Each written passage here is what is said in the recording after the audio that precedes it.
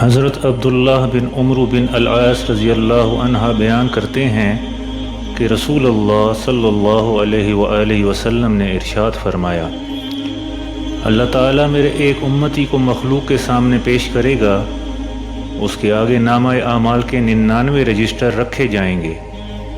نبی پاک صلی اللہ علیہ وآلہ وسلم نے ہاتھ کے اشارے سے سمجھاتے ہوئے فرمایا، ہر رجسٹر اتنا بڑا ہوگا۔ پھر فرمائے گا، کیا تجھے ان میں سے کسی چیز کا انکار ہے؟ کیا میرے کرامن کاتبین نے تجھ پر ظلم تو نہیں کیا؟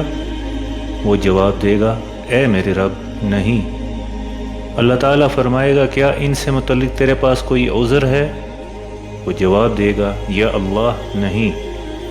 اللہ تعالیٰ فرمائے گا، میرے پاس تیری ایک نیکی موجود ہے اور آج تجھ پر ظلم نہیں کیا جائے گا۔ چنانچہ ایک پرچہ نکالا جائے گا جس میں لکھا ہوگا، اشہد ان لا الہ الا اللہ و اشہد ان محمدا عبدہ و رسولہ۔ وہ کہے گا، یا اللہ، اتنے بھاری رجسٹروں کے مقابلے میں اس پرچے کی کیا حیثیت ہے؟ اللہ تعالیٰ فرمائے گا، آج تجھ پر ظلم نہیں ہوگا۔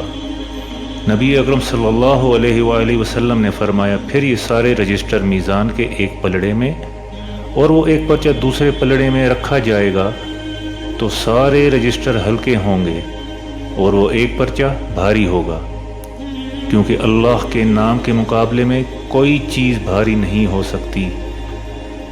سبحان اللہ، سبحان اللہ۔